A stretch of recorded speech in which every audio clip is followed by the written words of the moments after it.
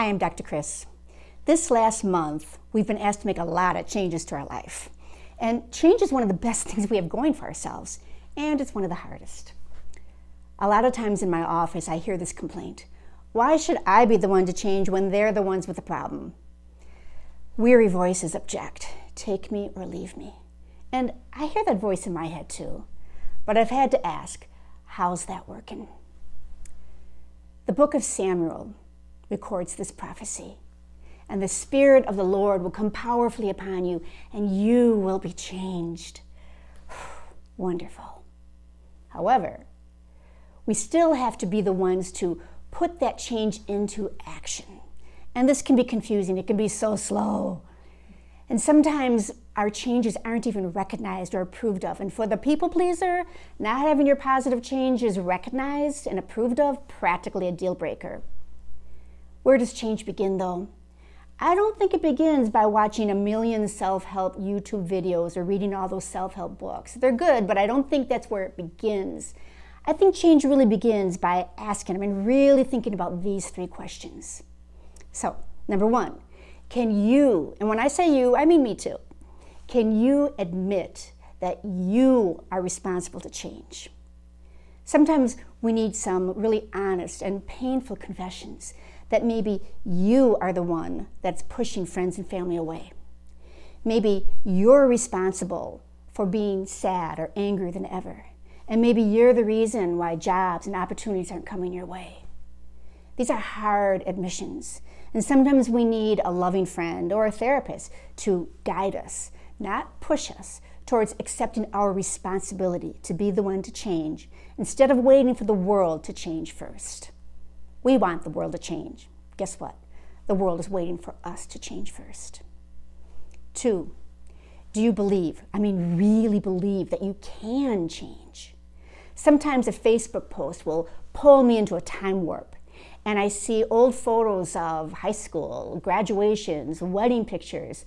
I see reminders of other times in my life, and I automatically start to compare who I was then to who I am today.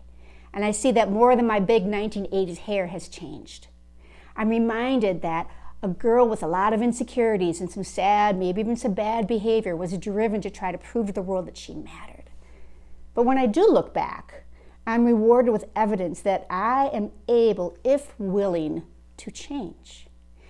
And I'm reminded that change, it's not this big monumental conversion that the world can point to and go, wow, look at her now. Change is usually this incremental series of change steps that might be barely noticeable by themselves. But eventually, I'm rewarded with the knowledge, with the evidence that I have changed, and I'm healthier, I'm happier, and I know that more change is coming. Three, are you focusing on the wrong side of change? If we only focus on the end result, the payoff of change, then I think we lose what really fuels our change, the reasons behind it. No matter how strong the lure is of, bigger paychecks, better health, smaller waistlines, improved relationships, all great goals. But if that's all we focus on, that end result, then we lose sight of our reasons for changing, which are so important because they also reveal what's holding us back from changing. Change steps, like the real change factor, it's in the internal wiring of our heart and soul. And occasionally we need to rewire the way we gain approval, the way we avoid conflict, the way we dream and believe that we are worth loving and being loved, even and especially when it pushes us out of our comfort zone. Change is hard, and we need help with our change, but it happens.